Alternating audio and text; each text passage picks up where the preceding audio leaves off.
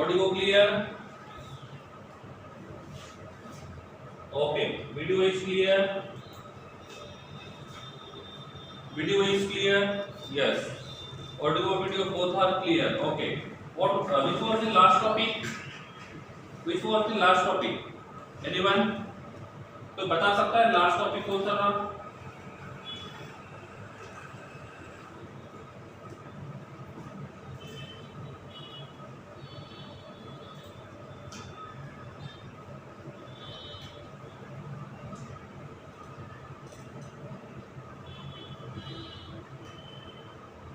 Okay, ions का neutralisation हुआ था। आयंस का न्यूट्रलाइजेशन हुआ था। कटायन को न्यूट्रलाइज करने के लिए अनायन यूज किया था और अनायन को न्यूट्रलाइज करने के लिए कटायन को यूज किया था। ओके, यहाँ तक हो गया था। आज हम लोग काउंट करेंगे। अभी हमको जो पढ़ना है वो पढ़ना है calculation of electrons and protons. ठीक है, तो जो भी कोई मॉलिक्यूल रहेगा उस मॉलिक्यूल के अंदर कितने इलेक्ट्रॉन्स रहेंगे, कितने न्यूट्रॉन्स रहेंगे और कितने इलेक्ट्रॉन्स रहेंगे और कितने प्रोटॉन्स रहेंगे, ये हमको काउंट करना होगा। ठीक है, ये हमको क्या करना होगा? काउंट करना होगा। ठीक है, चलिए पहला एग्जांपल यहाँ पे लेता हूँ मैं, कार्बन डाइऑक्साइड। हम फर्स्ट एग्जांपल लेते हैं कार्बन डाइऑक्साइड और ये फाइंड करना है इस कार्बन डाइऑक्साइड में कितने इलेक्ट्रॉन्स रहेंगे और कितने प्रोटॉन्स रहेंगे। सबसे पहली बात, एक कार्बन है और दो ऑक्सीजन है। यहाँ पे एक कार्बन है और दो ऑक्सीजन है। ठीक है, अब एक कार्बन जो है उसके पास प्रोटॉन कितने रहेंगे? एक कार्बन के पास प्रोटॉन कितने रहेंगे? एक कार्बन के पास प्रोटॉन्स कितने रहेंगे? 6 रहेंगे। क्यों 6 रहेंगे? क्योंकि इसका एटॉमिक नंबर कितना है? 6 है और एटॉमिक नंबर 6 रहेगा, so number of protons will B 6। एक ऑक्सीजन के पास प्रोटॉन कितने रहेंगे? 1 और दूसरे ऑक्सीजन के पास प्रोटॉन्स कितने रहेंगे? 1। तो इस प्रकार से यहाँ पे टोटल नंबर ऑफ प्रोटॉन्स जो रहेंगे वो कितने हो जाएंगे? टोटल नंबर ऑफ प्रोटॉन्स हो जाएंगे 22। टोटल नंबर ऑफ प्रोटॉन्स कितने हो जाएंगे? 22। समझ में आ रहे हैं? So total number of protons जो रहेंगे CO2 के पास वो कितने रहेंगे? 22। अब इस CO2 के ऊपर चार्ज कितना है? CO2 के ऊपर ओवरऑल चार्ज कितना है? यहाँ पे CO2 के ऊपर ओवरऑल चार्ज कुछ भी नहीं रहेगा क्योंकि यहाँ पे कुछ लिखा हुआ नहीं है और जब कुछ लिखा हुआ नहीं होता है इसका मतलब इसके ऊपर चार्ज नहीं रहेगा। तो CO2 को मैं कटायन कंसीडर करो, अनायन कंसीडर करो या न्यूट्रल कंसीडर करें? तो CO2 को हम कटायन कंसीडर करेंगे, अनायन कंसीडर करेंगे या न्यूट्रल कंसीडर करेंगे? तो इस CO2 को हम लोग क्या कंसीडर करेंगे? इस CO2 को हम लोग न्यूट्रल कंसीडर करेंगे। और जब भी कोई मॉलिक्यूल न्यूट्रल होता है इसका मतलब होता है उसके अंदर जितने पॉजिटिव चार्ज रहेंगे उतने ही नेगेटिव चार्ज रहेंगे। तो इसके ऊपर ओवरऑल चार्ज 0 है और इसके पास नंबर ऑफ प्रोटॉन 22 है, तो नंबर ऑफ इलेक्ट्रॉन्स भी 22 होने चाहिए। नंबर ऑफ इलेक्ट्रॉन्स भी क्या होने चाहिए? 22 होने चाहिए। ठीक है, तो CO2 के पास number of protons will be 22 and number of electrons will be 22। ये जिनको समझ में आया है वो हैंड रेज करेंगे, नहीं समझा है, कुछ डाउट्स है तो चैट बॉक्स में लिख सकते हो।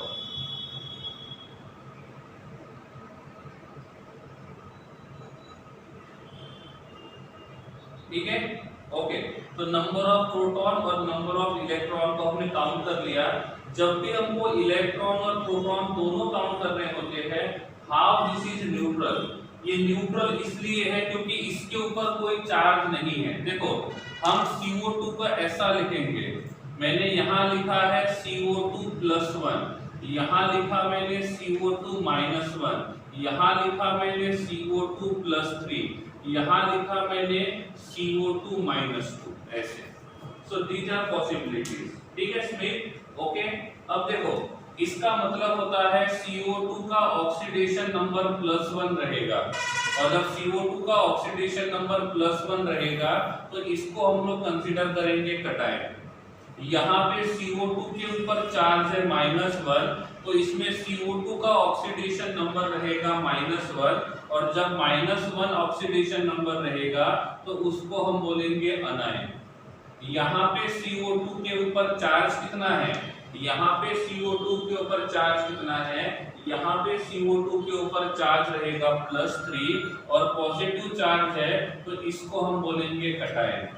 यहाँ पे जो CO2 है, इस CO2 के ऊपर माइनस चार्ज है और नेगेटिव चार्ज होने की वजह से हम इसको बोलेंगे अनायन। यहाँ पे हम देखेंगे तो CO2 का ऑक्सीडेशन नंबर 0 है, और जब CO2 का ऑक्सीडेशन नंबर 0 रहेगा इसका मतलब उसको हम लोग कंसीडर करेंगे न्यूट्रल।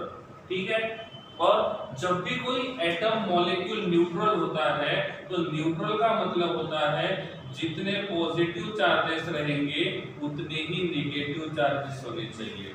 तो इसमें पॉजिटिव पार्टिकल 22 है तो नेगेटिव पार्टिकल भी कितने होने चाहिए, 22 होने चाहिए। क्लियर है? ओके। सेकंड वन मैंने यहाँ पे लिखा है CO3-2, यहाँ पे लिखा हुआ है CO3-2। कोई काउंट करके बताएगा इसमें नंबर ऑफ प्रोटॉन्स कितने रहेंगे? कोई काउंट करके बताएगा इसमें नंबर ऑफ प्रोटॉन्स कितने रहेंगे?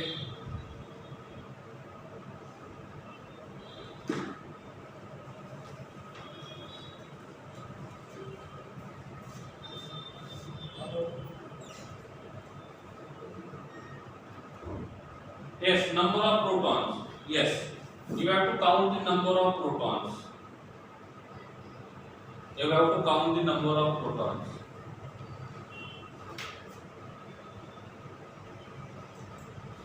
ओके, चलिए कार्बन के पास कितने होते हैं? 6, ऑक्सीजन 3 है।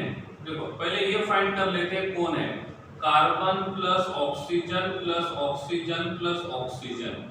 एक कार्बन के पास 6 रहेंगे, एक ऑक्सीजन के पास 8 प्रोटॉन्स रहेंगे। ठीक है, ये कितना हो गया 24, और ये 6 कितने हो गए 30। So number of protons will B 30। Number of protons will be 30. So number of protons will be 30। ठीक है, तो number of protons कितने होने चाहिए? 30 होने चाहिए। ये क्लियर है? Okay, so number of protons हो गए 30। अब काउंट करना है number of electrons।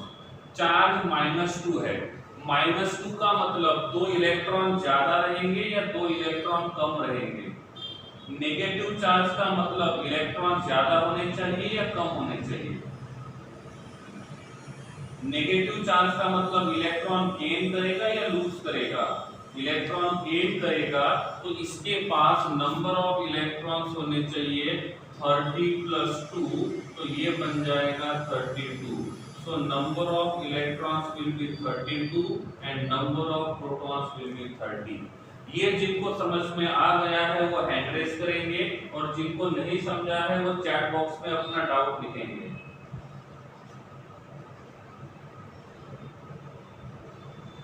बस 43 लोगों को समझ में आ रहा है?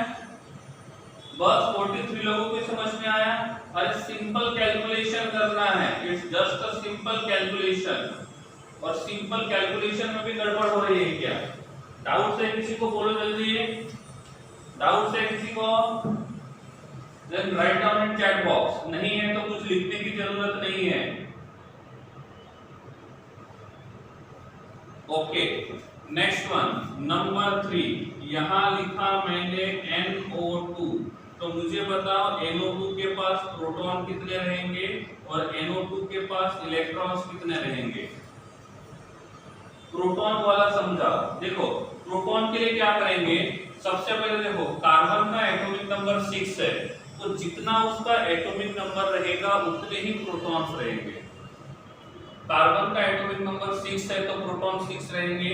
यहाँ पे 3 ऑक्सीजन है, एक ऑक्सीजन के पास 8 प्रोटॉन, दूसरे के पास 8 और तीसरे के पास 8। तो जितना उनका ऑक्सीडेशन नंबर होता है उतने ही प्रोटॉन उसके पास रहेंगे। तो एक ऑक्सीजन के पास 8 इलेक्ट्रॉन, तो 3 ऑक्सीजन के पास कितने रहेंगे? 8 + 8 + 8, और इसीलिए ये इस प्रकार से आएगा। Clear?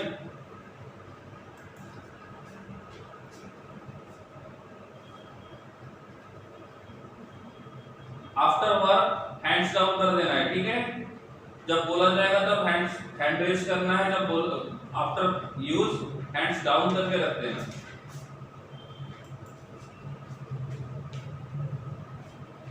Okay, number of protons count करेंगे, तो यहाँ पे प्रेजेंट कौन कौन है? यहाँ पे nitrogen plus oxygen plus oxygen, nitrogen plus oxygen plus oxygen. Nitrogen का एटॉमिक नंबर कितना है? 7, ऑक्सीजन का एटॉमिक नंबर 8, और इस ऑक्सीजन का एटॉमिक नंबर 8। तो इस प्रकार से यहाँ पे टोटल कितना हो जाएगा? टोटल कितना हो जाएगा? 23। So number of protons will B 23 and number of electrons will B 23। तो नंबर ऑफ प्रोटॉन्स भी 23 रहेंगे और नंबर ऑफ इलेक्ट्रॉन्स भी 23 रहेंगे। ठीक है, क्लियर? जिनका आंसर सही है वो हैंड रेज करेंगे, जिनका आंसर सही है वो हैंड रेज करेंगे, जिनका आंसर गलत है, गलती कहां पे हुई है वो लिखना है। Electrons will B 23 and protons will B 23। ठीक है, electrons will B 23 and protons will B 23। There is O2, yes, there is O2. ठीक है, okay. Next one, I am writing number 4, that is NO3 minus 1. NO3 minus 1. In this NO3 minus 1, number of protons कितने होंगे? Number of electrons कितने होंगे?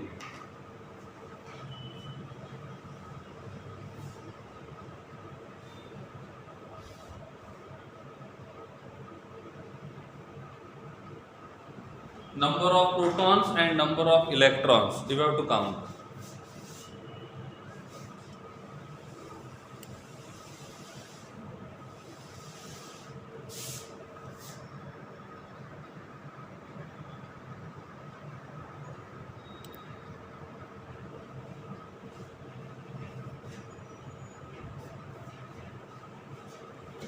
ठीक है, yes, चलिए इधर ध्यान दो। एक nitrogen plus oxygen plus oxygen plus oxygen. ठीक है, नाइट्रोजन का एटॉमिक नंबर 7 है, ऑक्सीजन का 8 है, ऑक्सीजन का 8 है और ऑक्सीजन का 8 है। ठीक है, कितना हो जाएगा? कितना होगा? 31। So number of protons will B 31। Number of protons will B 31। जितने प्रोटॉन होते हैं उतने ही इलेक्ट्रॉन्स होने चाहिए, बट चार्ज कितना है? चार्ज कितना है? चार्ज -1 है, इसका मतलब 31 + 1, तो ये बन जाएगा 32। क्या बन जाएगा? 32। तो NO3 - 1 के पास नंबर ऑफ इलेक्ट्रॉन्स रहेंगे 32। जिनका सही है वो हैंड रेज करेंगे, जिनका गलत है वो चैट बॉक्स में लिखेंगे कि उन्होंने गलती कहां पे की है।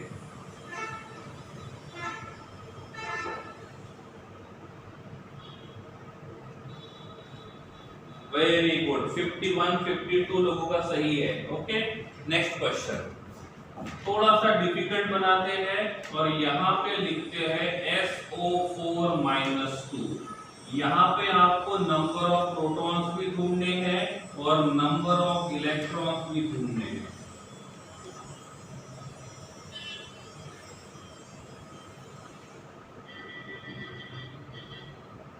ओके, नेक्स्ट टाइम ध्यान रखना चलेगा। ठीक है, Areeba instead of doing plus I have, okay, तो नेक्स्ट टाइम ध्यान रखना है अरीबा। ठीक है, Areeba and Saleha, next time same mistake नहीं करना है बेटा। ठीक है, हाँ चलिए इसका आंसर कीजिए जल्दी चैट बॉक्स में। Number of protons and number of neutrons. Sorry number of protons and number of electrons.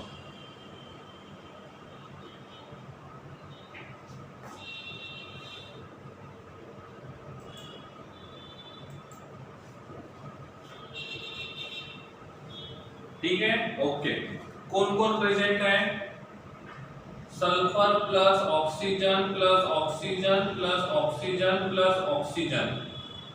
ठीक है, सल्फर का एटॉमिक नंबर कितना है? सल्फर का एटॉमिक नंबर कितना है, कोई बता सकता है? सल्फर का एटॉमिक नंबर कितना है, कोई बता सकता है? Yes, very good. सल्फर का एटॉमिक नंबर 16, ऑक्सीजन का 8, ऑक्सीजन का 8, ऑक्सीजन का 8 और यहाँ पे रहेगा 8, तो ये कितना आएगा? 48। So number of protons will B 48, number of electrons भी 48 आने चाहिए, बट इसके ऊपर चार्ज कितना है? -2। -2 चार्ज तब आता है जब वो इलेक्ट्रॉन्स को गेन करेगा। So number of electrons will B 50 and number of protons will B 48। जिनका सही है वो हैंड रेज करेंगे, जिनका गलत है वो चैट बॉक्स में लिखेंगे।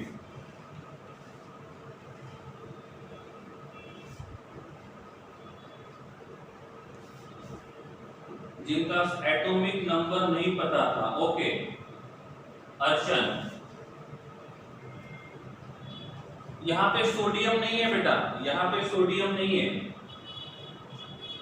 ठीक है, ओके।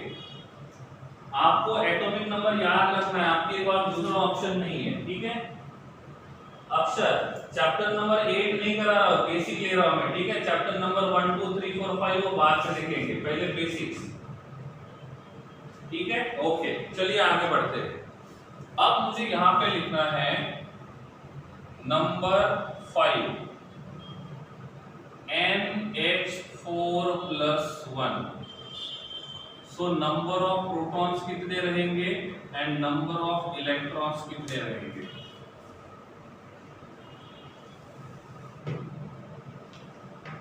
NH4+।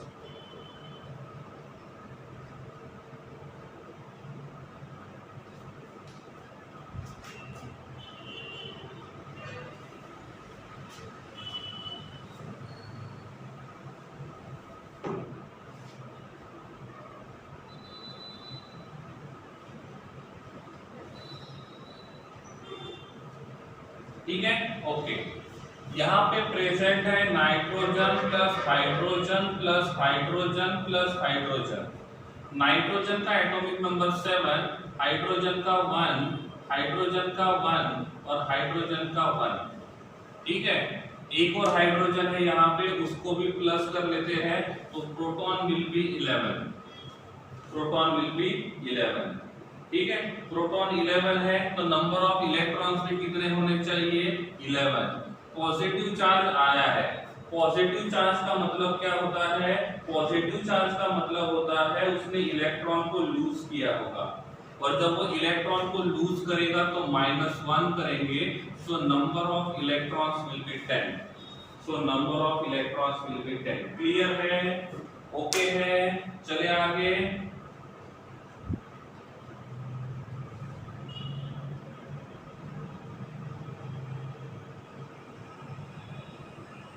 अक्षर पुजारा नहीं पता चला बेटा, आप लेट आओगे तो कैसे पता चलेगा अक्षर पुजारा? ठीक है, 20-22 मिनट हो गए और थोड़ी देर पहले आ गए हो, इतना लेट आओगे तो कैसे पता चलेगा? ठीक है, और फिर से रिपीट तो करेंगे नहीं, स्कूल में देख लेना एक बार। ठीक है, नंबर 6,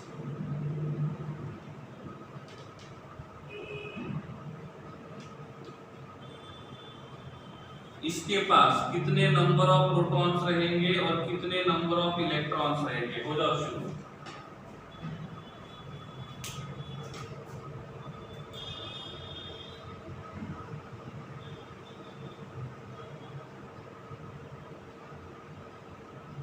Na2SO4, Na2SO4।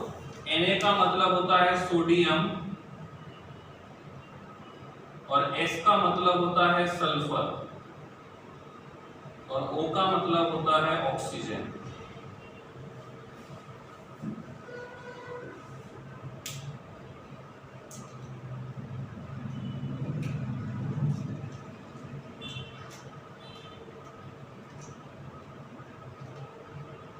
आंसर्स अलग अलग आ रहे हैं,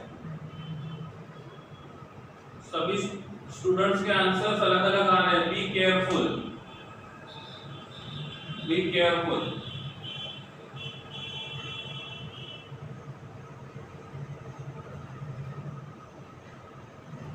ये काम नहीं होगा तो हैंड्स डाउन कर सकते हो।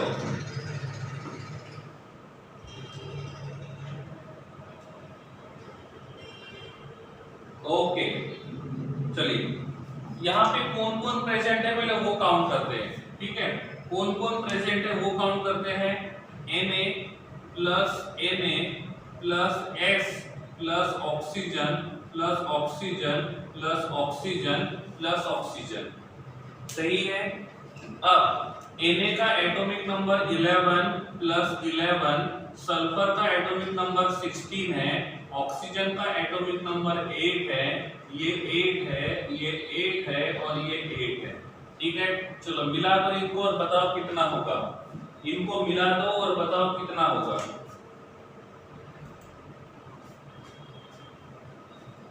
समझ में आ रहा है। 2 सोडियम है तो 11 प्लस 11, एक सल्फर है तो 16 और 4 ऑक्सीजन है तो 4 बार हमने 8 को ऐड किया है, ठीक है। तो number of protons will B 70, so number of electrons will B 70, ठीक है। तो number of proton, number of electron इस प्रकार से हम काउंट कर सकते हैं। Number of proton plus number of electrons इस प्रकार से काउंट कर सकते हैं। अब लास्ट एग्जांपल इस टॉपिक का, इस टॉपिक का लास्ट एग्जांपल CaHCO3/2, इस सीरीज का last example number of proton और नंबर ऑफ इलेक्ट्रॉन्स, CaHCO3/2, इस सीरीज का लास्ट एग्जांपल।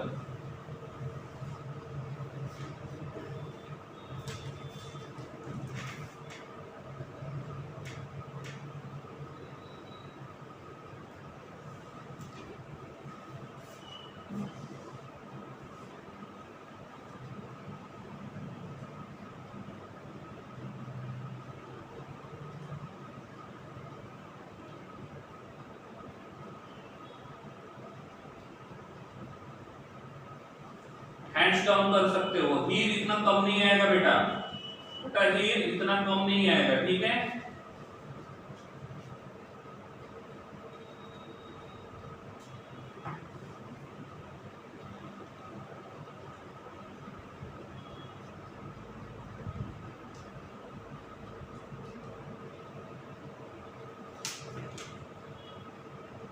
हिताक्षी इतना कम नहीं आएगा बेटा, एक बार फिर से काउंट करो। हिताक्षी, ओके। मुझे बताओ इसमें टोटल कितने कैल्शियम है। टोटल कितने कैल्शियम है? टोटल 1 कैल्शियम है। टोटल कितने हाइड्रोजन है? टोटल हाइड्रोजन कितने रहेंगे? टोटल हाइड्रोजन 2 रहेंगे, H plus S। Total carbon रहेंगे 2, कार्बन प्लस कार्बन, और टोटल ऑक्सीजन रहेंगे 6। टोटल ऑक्सीजन रहेंगे 6। टोटल ऑक्सीजन रहेंगे 6, सही है। ओके, क्यों? क्योंकि ये बाय 2 है, तो 2 से हम लोग हाइड्रोजन को मल्टीप्लाई करेंगे, 2 से हम लोग कार्बन को मल्टीप्लाई करेंगे, और 2 से हम लोग ऑक्सीजन को मल्टीप्लाई करेंगे, ठीक है। और इसीलिए यहाँ पे हम इसको क्या करेंगे? मल्टीप्लिकेशन करेंगे इस प्रकार से, ठीक है। चलिए आगे बढ़ते हैं। कैल्शियम का एटॉमिक नंबर कितना है? कैल्शियम का एटॉमिक नंबर कितना है? 20 प्लस हाइड्रोजन का एटॉमिक नंबर 1 प्लस हाइड्रोजन का एटॉमिक नंबर 1 प्लस कार्बन का एटॉमिक नंबर 6 प्लस कार्बन का एटॉमिक नंबर 6 प्लस ऑक्सीजन का एटॉमिक नंबर 8 प्लस ऑक्सीजन का एटॉमिक नंबर 8 प्लस ऑक्सीजन का एटॉमिक नंबर 8 प्लस ऑक्सीजन का atomic number 8 plus 8 and plus 8। चलो मिला दो इसको और बताओ कितना आएगा। इसको मिला दो, बताओ कितना आएगा। अरे इसको मिला दो, कितना आएगा बताओ जल्दी।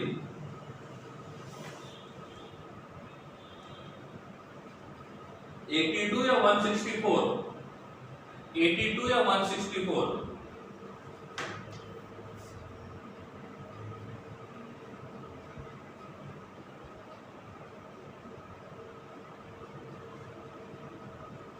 कितना आएगा 82, तो this should be 82 and this should be 82।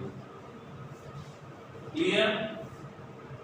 समझ में आ गया है तो हैंड रेज कीजिए, नहीं समझा है चैट बॉक्स में लिखिए।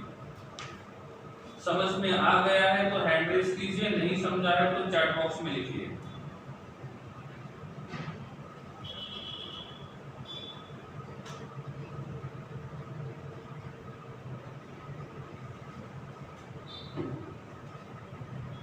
वन आता है, काउंट करके देखो।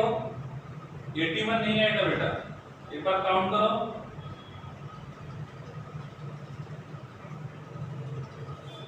ठीक है, ओके, चलिए। Okay, do you know the types of reaction? क्या आप लोगों को पता है टाइप्स ऑफ रिएक्शन कौन से हैं? कौन से हैं? कौन से रिएक्शन है? Combination reaction, displacement reaction. Okay, एक होता है कॉम्बिनेशन रिएक्शन, दूसरा कौन सा बोला है? Displacement reaction. दूसरा कौन सा बोला है? Displacement reaction. तीसरा कौन सा बोला है? डिस्प्लेसमेंट में दोनों आएगा, single displacement, double displacement. Next वाला आएगा डीकंपोजिशन रिएक्शन।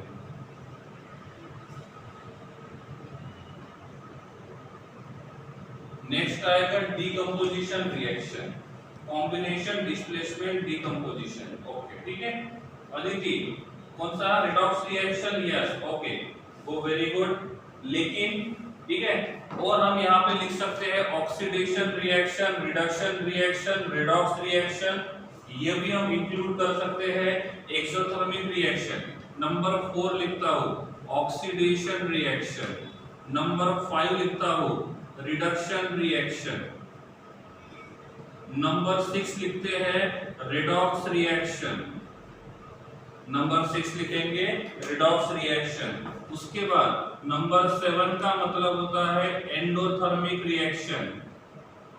एक होता है एंडोथर्मिक रिएक्शन। नंबर 8 जो रहेगा वो रहेगा एक्सोथर्मिक रिएक्शन। और कोई बाकी है? और कोई बाकी है? Combination, displacement, decomposition, oxidation, reduction, redox, endothermic, exothermic. और कोई बाकी है तो बोल दो जल्दी चैट बॉक्स में। Neutralization reaction, acidic reaction, basic reaction. Very good. Double displacement reaction, single displacement reaction, वो दोनों के दोनों डिस्प्लेसमेंट रिएक्शन में आएंगे। Thermal decomposition is just like a decomposition reaction. Thermal decomposition reaction is just like a decomposition reaction. Okay, शुरुआत में यहां से करता हूं। ऑक्सीडेशन रिएक्शन का मतलब होता है जिस रिएक्शन में ऑक्सीडेशन हो रहा है उस रिएक्शन को बोलेंगे ऑक्सीडेशन रिएक्शन, और जिसमें रिडक्शन हो रहा है उसको बोलेंगे रिडक्शन रिएक्शन। सपोज मैंने बोला मेरे पास यहाँ पे Na है और Na is converted into Na+1, और दूसरा रिएक्शन है Cl is converted into Cl-1। ठीक है, ये दो रिएक्शन दिए हैं और ये पूछा जाएगा कि इसमें से कौन सा रिएक्शन ऑक्सीडेशन है और कौन सा रिएक्शन रिडक्शन है। तो क्या करेंगे, इसमें ऑक्सीडेशन नंबर 0 है, इसमें ऑक्सीडेशन नंबर +1 है। हम यहां से इधर जा रहे हैं, ऑक्सीडेशन नंबर बढ़ रहा है, और जिस रिएक्शन में ऑक्सीडेशन नंबर बढ़ता है उस रिएक्शन को बोलेंगे ऑक्सीडेशन रिएक्शन।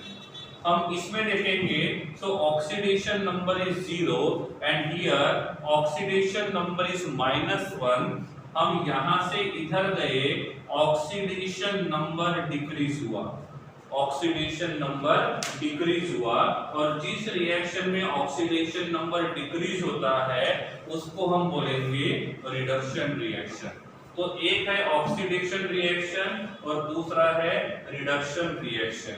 सपोज मैं यहाँ पे लिखता हूँ Na का रिएक्शन Cl के साथ करेंगे तो यहाँ पे हमको Na प्लस और Cl माइनस मिलेगा। Na का रिएक्शन Cl के साथ करेंगे। शंतनु नहीं समझा? देखो, ऑक्सीडेशन रिएक्शन का मतलब होता है जिसमें ऑक्सीडेशन नंबर बढ़ेगा, और रिडक्शन रिएक्शन का मतलब होता है जिसमें ऑक्सीडेशन नंबर कम होगा। शंतनु, ठीक है?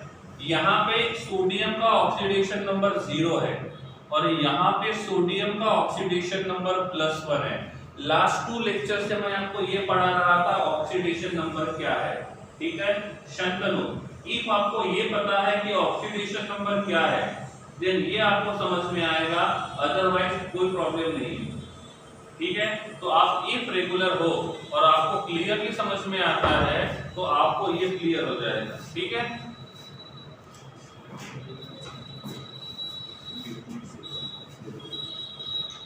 ठीक है, ओके, हाँ, ठीक है शंतनु।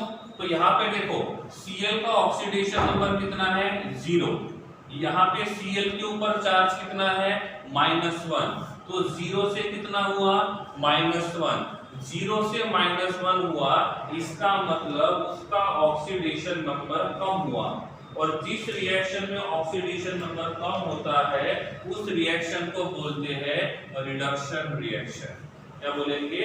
Reduction reaction. शंतनु, आपको बस ऑक्सीडेशन नंबर को चेक करना है और उन्हीं को चेक करना है। यहाँ पे सोडियम है तो यहाँ पे भी सोडियम को चेक करो, यहाँ पे क्लोरीन है तो क्लोरीन के साथ चेक करो। ऑक्सीडेशन नंबर इंक्रीज हुआ है तो ऑक्सीडेशन, और ऑक्सीडेशन नंबर डिक्रीज हुआ है तो रिडक्शन। यहाँ पे सोडियम का ऑक्सीडेशन नंबर कितना है? यहाँ पे सोडियम का ऑक्सीडेशन नंबर कितना है? यहाँ पे सोडियम का ऑक्सीडेशन नंबर 0 है। हम इसमें देखेंगे तो इसमें सोडियम का ऑक्सीडेशन नंबर कितना है? इसमें सोडियम का ऑक्सीडेशन नंबर कितना है? तो इसमें सोडियम का ऑक्सीडेशन नंबर +1 है। सोडियम को सोडियम के साथ कंपेयर करो, क्लोरीन को क्लोरीन के साथ कंपेयर करो। यहाँ पे हमने यहाँ से यहाँ पे गए, ऑक्सीडेशन नंबर बढ़ रहा है या ऑक्सीडेशन नंबर कम हो रहा है?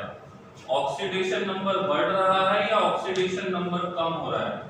यहाँ पे ऑक्सीडेशन नंबर इंक्रीज हो रहा है, और जब ऑक्सीडेशन नंबर इंक्रीज होगा तो ये कौन सा रिएक्शन होगा?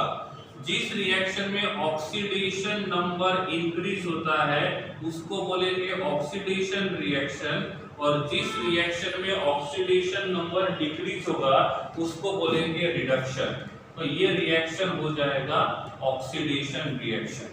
कौन सा रिएक्शन हो जाएगा? स्मिथ। ये ऑक्सीडेशन रिएक्शन होगा बेटा, क्योंकि ऑक्सीडेशन नंबर इंक्रीज हुआ है इसलिए, ठीक है? अब हम Cl को Cl के साथ कंपेयर करेंगे। यहाँ पे Cl का ऑक्सीडेशन नंबर 0 है और यहाँ पे Cl का ऑक्सीडेशन नंबर -1 है। एक लेफ्ट साइड में Cl का ऑक्सीडेशन नंबर 0 है, राइट साइड में Cl का ऑक्सीडेशन नंबर -1 है। इसका मतलब यहाँ पे ऑक्सीडेशन नंबर डिक्रीज हुआ, और जहां पे ऑक्सीडेशन नंबर डिक्रीज हुआ है उस रिएक्शन को बोलते हैं रिडक्शन रिएक्शन। उस रिएक्शन को बोलेंगे रिडक्शन रिएक्शन। तो यहाँ पे देखो ओनली ऑक्सीडेशन हो रहा था, यहाँ पे ओनली रिडक्शन हो रहा था। इस रिएक्शन में क्या है? ओनली ऑक्सीडेशन हो रहा है, ओनली रिडक्शन हो रहा है, या दोनों हो रहे हैं? ओनली ऑक्सीडेशन, ओनली रिडक्शन, और बोथ। तो जिस रिएक्शन में ऑक्सीडेशन रिडक्शन, रिडक्शन ऑक्सीडेशन साथ में होते हैं, इस रिएक्शन को बोलते हैं रेडॉक्स रिएक्शन। उस रिएक्शन को हम क्या बोलेंगे? Redox reaction. तो किसी ने पूछा what is the meaning of redox reaction, तो क्या बोलेंगे? The reaction in which oxidation and reduction both occur simultaneously, so that reaction is considered as a redox reaction. So that reaction is considered as a redox reaction. Clear हुआ? समझ में आ रहा है? Oxidation, reduction और redox reaction. जिनको समझ में आया है हैंड रेज कीजिए। इफ आपके मन में कोई डाउट है तो बोल दीजिए। 77 लोग हैं, उम्मीद करते हैं 50-60 से ऊपर तो हैंड रेज होनी ही चाहिए। मतलब 45 लोगों को ही समझ में आया, ऐसा है?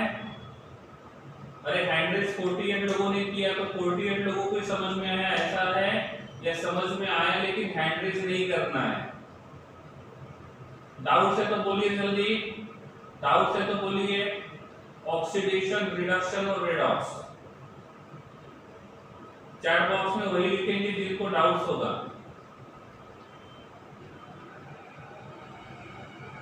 ओके, कोई डाउट नहीं है, इसका मतलब कोई प्रॉब्लम नहीं आया, ठीक है। चलो, तो ऑक्सीडेशन, रिडक्शन और रेडॉक्स, ठीक है।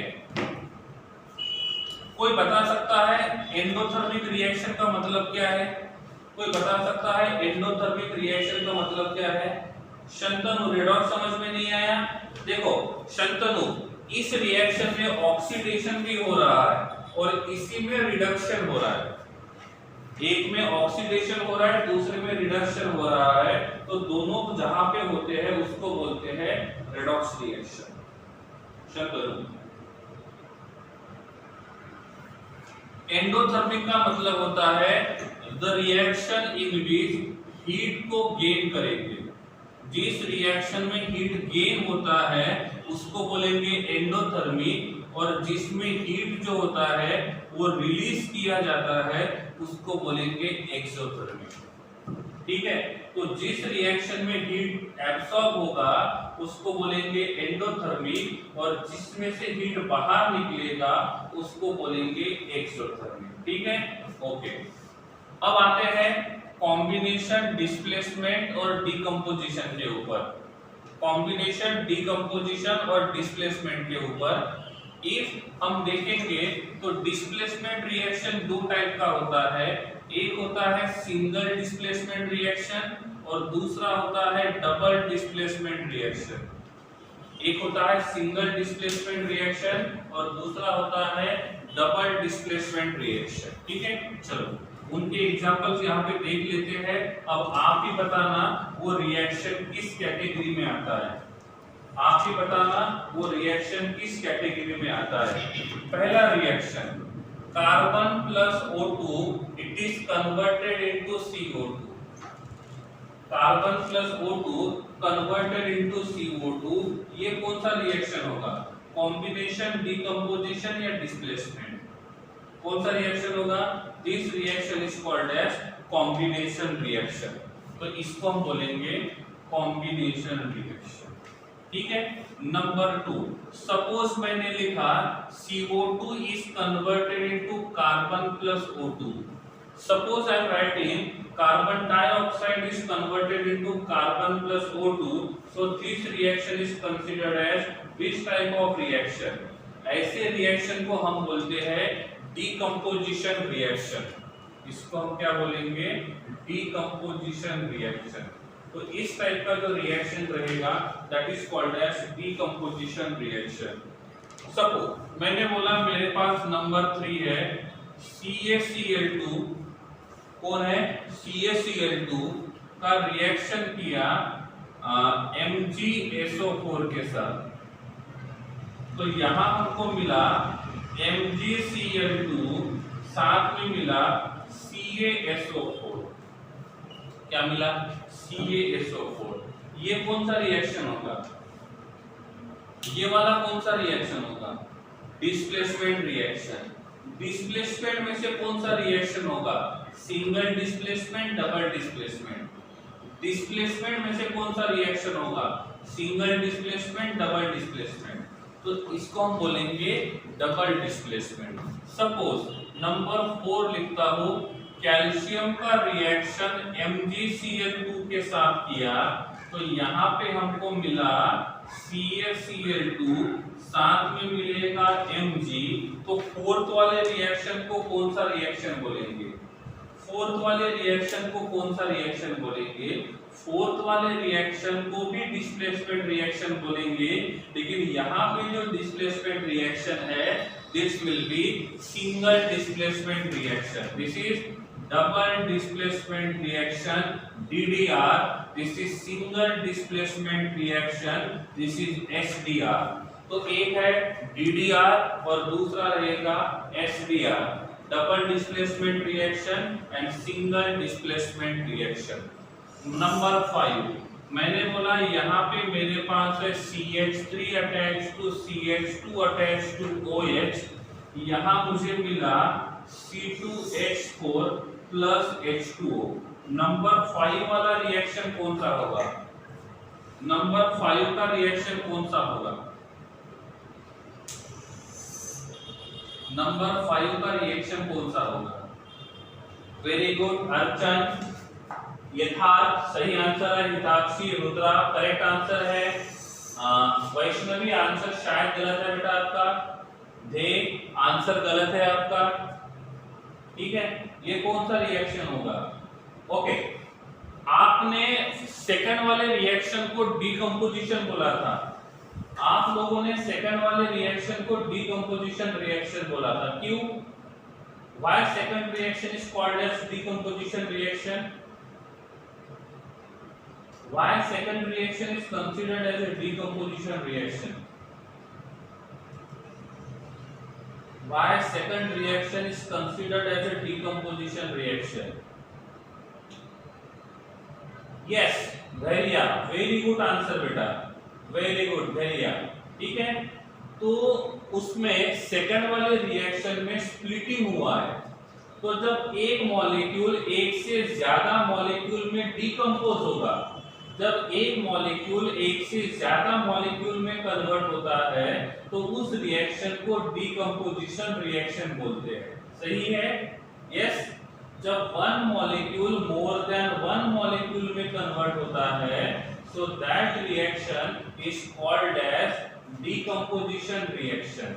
Single reactant is broken into two और more product is called as decomposition reaction. आप मुझे बताओ इसमें कितने रिएक्टेंट मॉलिक्यूल है? कितने रिएक्टेंट मॉलिक्यूल है? 1. और ये रिएक्टेंट मॉलिक्यूल कितने प्रोडक्ट में कन्वर्ट हुआ? यहाँ पे एक और यहाँ पे एक. तो हमने एक मॉलिक्यूल को एक से ज्यादा मॉलिक्यूल में कन्वर्ट किया. और जिस रिएक्शन में एक रिएक्टेंट मॉलिक्यूल को एक से ज्यादा मॉलिक्यूल में कन्वर्ट करते हैं, इसका मतलब इस रिएक्शन को बोलते हैं डीकंपोजिशन रिएक्शन. क्या बोलेंगे? Decomposition reaction. एडिशन रिएक्शन में एक से ज्यादा एटम्स को कंबाइन करके एक ही प्रोडक्ट मिलेगा. जिस रिएक्शन में रिएक्टेंट का क्वांटिटी एक से ज्यादा है और प्रोडक्ट का क्वांटिटी उससे कम है तो इस रिएक्शन को बोलते हैं कॉम्बिनेशन रिएक्शन. जिस रिएक्शन में रिएक्टेंट का क्वांटिटी कम है और प्रोडक्ट का क्वांटिटी ज्यादा है उस रिएक्शन को बोलते हैं डीकंपोजिशन रिएक्शन. तो आप लोगों ने 10th स्टैंडर्ड में ये 3 टाइप के रिएक्शंस पढ़े थे. कौन से? Combination, displacement and decomposition. Combination, displacement and decomposition. ठीक है, ये 3 जो रिएक्शन आपने पढ़े थे, उनमें से इस कॉम्बिनेशन रिएक्शन को बोला जाता है एडिशन रिएक्शन. कॉम्बिनेशन रिएक्शन का नाम है एडिशन रिएक्शन और डीकंपोजिशन रिएक्शन का नाम आता है एलिमिनेशन रिएक्शन. इसका नाम आता है एलिमिनेशन रिएक्शन. ठीक है, और इस प्रकार से ये रहेगा डिस्प्लेसमेंट रिएक्शन. क्लियर है? ठीक है, तो जो 10th स्टैंडर्ड में कॉम्बिनेशन रिएक्शन था उसको हम एडिशन रिएक्शन बोलेंगे. जो 10th स्टैंडर्ड में डीकंपोजिशन रिएक्शन था उसको हम लोग एलिमिनेशन रिएक्शन बोलेंगे. बाकी की एज इट इज रहेंगे. एंडोथर्मिक रिएक्शन का मतलब होता है जो हीट को एब्सॉर्ब करेगा और एक्सोथर्मिक का मतलब होता है जो हीट को रिलीज करेगा. धैर्य सही आंसर है बेटा. ठीक है, तो ये है types of reaction. In types of reaction में कोई भी दिक्कत है तो आप बोल सकते हो। आज का सेशन यहीं पे खत्म करते हैं, इस सेशन को यहीं पे खत्म करते हैं। इससे रिलेटेड कोई भी डाउट्स मन में है तो आप पूछ सकते हो। Please explain endothermic.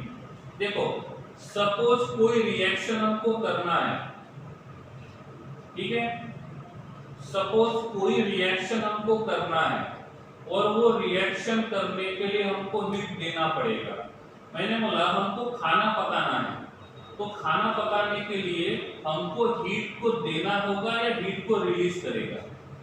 मिली?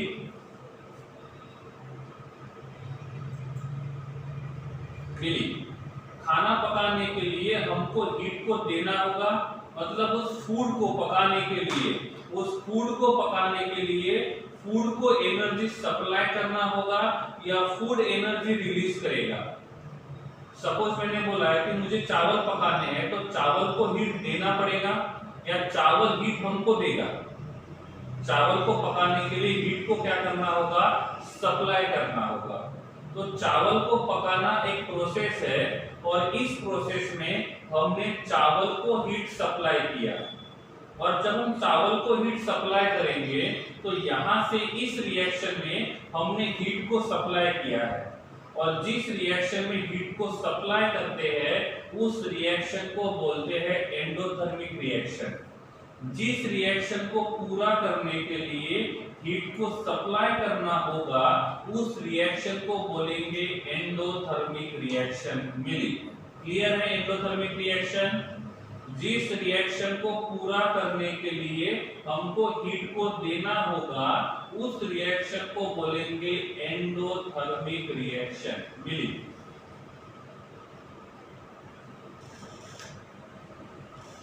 ठीक है? ओके ओके, ठीक है। मिली? ओके, देखो, मिली, धैर्य, यस यस, धैर्य सही है। हल्का सा हीट सप्लाई करते हैं तो कुछ रिएक्शंस एंडोथर्मिक होते हैं, कुछ रिएक्शंस एक्सोथर्मिक होते हैं, ठीक है? Okay. Priyal, double displacement and single displacement. Okay, देखो, इसमें एक मॉलिक्यूल ये दो पार्ट में है, यहाँ पे भी ये मॉलिक्यूल दो पार्ट में है। तो कैल्शियम ने क्या किया? कैल्शियम ने अपना एक पार्ट इसके साथ दिया और यहाँ पे ऐसा हुआ, तो कैल्शियम ने Cl और SO4 को एक्सचेंज किया।